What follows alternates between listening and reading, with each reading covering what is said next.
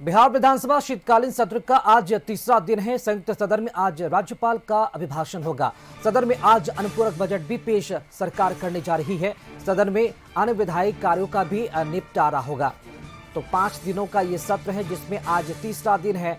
पहले दिन शीतकालीन सत्र के दौरान सभी नवनिर्वाचित 243 विधायकों ने शपथ ली। हालांकि 2 विधायक ने अब तक शपथ नहीं ली है। बाकी दूसरे दिन कल की अगर बात की जाए तो कल विधानसभा अध्यक्ष का चुनाव हुआ, यानी कि डॉक्टर प्रेम कुमार जो वरिष्ठ बीजेपी के नेता है, 9 बार विधायक रह चुके, उन्हें नेता प्रतिपक्ष और बिहार के मुख्यमंत्री नीतीश कुमार ने दोनों ने सर्वसम्मति से, यानी कि पक्ष और विपक्ष की सर्वसम्मति से उन्हें स्पीकर चुना गया। और अब तीसरा आज का दिन है। राज्यपाल आरिफ मोहम्मद खान के अभिभाषण के बाद अनुपूरक बजट पेश किया जाएगा और अन्य विधायी कार्यों का निपटारा भी होगा। और इसके बाद शेष 2 दिन और बचेंगे, जिसमें जो प्रश्नकाल होंगे और इसी के साथ साथ कई अन्य जो विधायी कार्य होंगे सदन में अंदर, वो भी उनका निपटारा भी किया जाएगा। तो एक यहाँ पर मुद्दा ये भी बना हुआ है कि प्रोटेम स्पीकर के तौर पर अगर बात की जाए तो नरेंद्र नारायण यादव हैं, जो निवर्तमान में बिहार विधानसभा के उपाध्यक्ष भी हैं।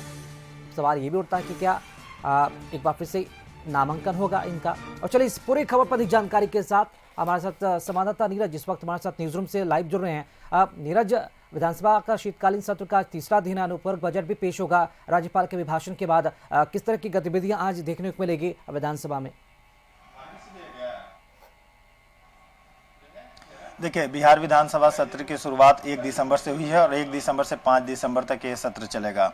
आज तीसरा दिन है और आज विधानसभा और विधान परिषद के सदस्यों के बीच अभिभाषण होगा, राज्यपाल का संबोधन होगा और संबोधन में सरकार के पक्ष को लेकर के जो योजना है उसको लेकर के संबोधन में अपनी बात को रखेंगे राज्यपाल।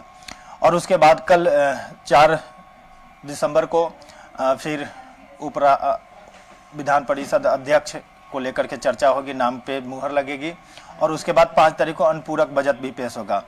तो पहले दिन की अगर बात करें तो पहले दिन जो नवनिर्वाचित विधायक थे उन लोगों ने शपथ लिया। दूसरे दिन भी जो बचे कुछ विधायक थे जो लोगों ने पहले दिन शपथ नहीं लिया था वो शपथ लिए और उसके बाद विधानसभा अध्यक्ष का चुनाव हुआ, जो सर्वसम्मति से प्रेम कुमार को चुन लिया गया। और आज तीसरा दिन बेहद भी खास है क्योंकि राज्यपाल का संबोधन होगा। संबोधन में सरकार की जो योजना है उसको लेकर के वो चर्चा करेंगे और उसके बाद चर्चा होने के बाद सरकार उसको लेकर के अपना पक्ष भी रखेगी और उसके बाद कह सकते हैं कि विपक्ष भी कहीं ना कहीं हमलावर होगा, क्योंकि सरकार के तरफ से जो भी योजना को लेकर के जो चर्चा होगी वो अपना पक्ष तो रखेंगे ही, लेकिन विपक्ष उसको लेकर के मुद्दा बनाएगी। तो सीधे तौर पे ये कहा जा सकता है कि विधानसभा का जो सत्र है वो 5 दिनों का है और 5 दिनों के अंदर जो विधायक थे वो शपथ ले लिए हैं और आज विधानसभा में विधान परिषद के सदस्यों के बीच संबोधन होगा और संबोधन के बाद जो अब है वो विधानसभा में हंगामा देखने को मिलेगा। जी बिल्कुल नीरज। और आज सदन में राज्यपाल के अभिभाषण के बाद एक तरह से देखा जाए तो सरकार अपना अनुपूरक बजट पेश करेगी और साथ ही साथ राज्यपाल अपने अभिभाषण में सरकार का जो विकास का एजेंडा है वो भी बताएंगे, जो हमें सुनने को भी मिलेगा। एक बात और नीरज की, अगर पिछली विधानसभा भंग होने के बाद विधानसभा उपाध्यक्ष का जो पद है वो रिक्त हो गया है। निवर्तमान में अगर बात की जाए तो प्रोटेम स्पीकर और उपाध्यक्ष नरेंद्र नारायण यादव हैं। क्या उन्होंने नामांकन कर दिया है? क्या इस बार फिर से उन्हें ही चुना जाएगा विधानसभा उपाध्यक्ष के पद पर?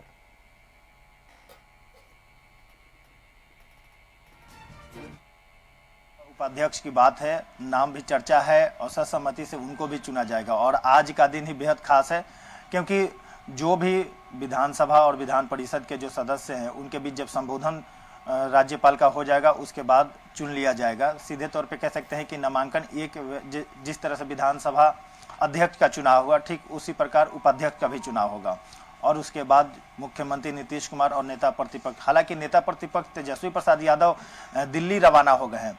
तो अब देखना होगा कि आज का दिन तीसरा दिन है, राज्यपाल का संबोधन होना है, तो ऐसे में नेता प्रतिपक्ष तेजस्वी प्रसाद यादव विधानसभा पहुंचते हैं या नहीं। जी नीरज, के अगर इस बार की अगर बात की जाए तो इस बार बिहार विधानसभा में संख्या बल के हिसाब से देखें तो विपक्षी विधायक काफ़ी कम है। इस पर किस तरह का जो रवैया है वो देखने को मिल रहा है, किस तरह की जो गतिविधियां हैं नेता प्रतिपक्ष की अगर बात की जाए या फिर विरोधी विधायकों की अगर बात कर ली जाए तो क्या कुछ देखने को मिल रहा है, क्योंकि इस बार संख्या बल भी कम है और किस तरह का जो माहौल है बिहार विधानसभा के अंदर देखने को मिल रहा है अगर शुरुआत से अगर बात की जाए जब से विधानसभा का सत्र शुरू हुआ है?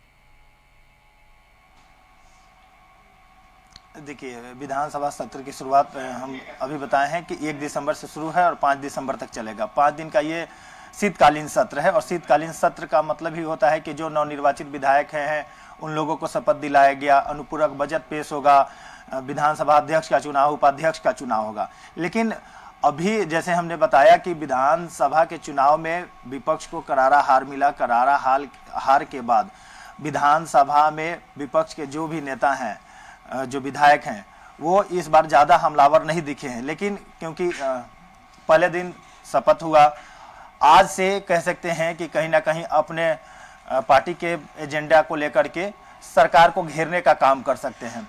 लेकिन अभी तक जो सीट को लेकर के बातचीत चल रही थी, 35 सीट पे महागठबंधन इस बार विधानसभा चुनाव में रही है, तो सीट कम है इसलिए ज़्यादा हमला तो नहीं कर रहे हैं। क्योंकि नेता प्रतिपक्ष तेजस्वी प्रसाद यादव के तरफ से महागठबंधन विधायक दल की बैठक बुलाई गई थी और महागठबंधन के जब बैठक हुई तो उसमें नेता प्रतिपक्ष तेजस्वी प्रसाद यादव को चुना गया और उन्होंने अपने सभी महागठबंधन के विधायकों को निर्देश दिया था कि विधानसभा सत्र के दौरान सदन में पहुंचेंगे और सरकार को अपने एजेंडे को लेकर के घेरेंगे कि हम जनता की आवाज़ बनने की काम करेंगे, जनता के बीच में चुनावी मुद्दा जो वादा करके गए थे चुनाव में, उसको लेकर के सरकार से हम सवाल पूछेंगे, सवाल को लेकर के सरकार से जवाब भी मांगे। तो सरकार अपने तरफ से पूरी तैयारी कर चुकी है और जवाब भी देगी, इसलिए विपक्ष अभी हमलावर नहीं है। जी नीरज, अगर बात की जाए तो 243 में से 2 विधायक अभी भी ऐसे हैं जिन्होंने अब तक शपथ नहीं ली है। एक तो गोपालगंज के कुचायकोट से अमरेंद्र पांडे और दूसरे बाहुबली विधायक अनंत सिंह। क्या लगता है कि कुछ ऐसी खबर आ रही है कब तक ये शपथ ले सकते हैं, क्योंकि एक तो जेल में और एक उन्होंने निजी कारणों से अब तक शपथ नहीं ली है?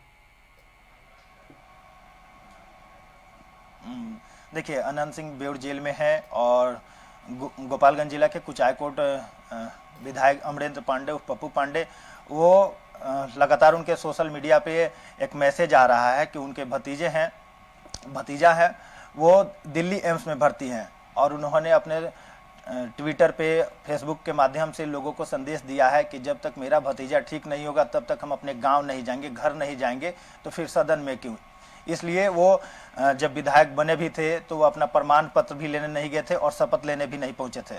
तो ये दोनों लोग अभी तक शपथ नहीं लिए हैं, लेकिन उम्मीद लगाया जा रहा है कि इन लोगों को सत्र के दौरान ही शपथ दिलाया जाएगा। जी नीरज, अगर बात की जाए तो इस बार का जो बिहार विधानसभा है काफ़ी हाईटेक हो चुका है, यानी कि पेपरलेस जो व्यवस्था है वो रखी गई है, हर काम को ऑनलाइन रखा गया है। क्या लगता है कितना इसका भरपूर फायदा जो भी नेतागण हैं, जो विधायकगण हैं, वो उठाएंगे जनहित से जुड़े मुद्दे को लेकर? डिजिटल दुनिया की ओर कदम बढ़ रही है और इसी कड़ी में विधानसभा में भी अब सभी माननीयों के सीट के सामने कह सकते हैं कि टैब रखा हुआ है, ऑनलाइन डिजिटल हो गया, सब चीज़ हो गया। अब आप घर बैठे भी आसानी से क्वेश्चन आवर के समय में आप उसको देख सकते हैं। तो ये डिजिटल की दुनिया का परिकल्पना जो पहले से सोच रखा गया था, उसी का नतीजा है कि अब विधानसभा में भी माननीयों को कागज नहीं, पेन नहीं, बल्कि ऑनलाइन के माध्यम से सब चीज़, क्वेश्चन आंसर, उनको तमाम चीज़ मिलेगा। और इस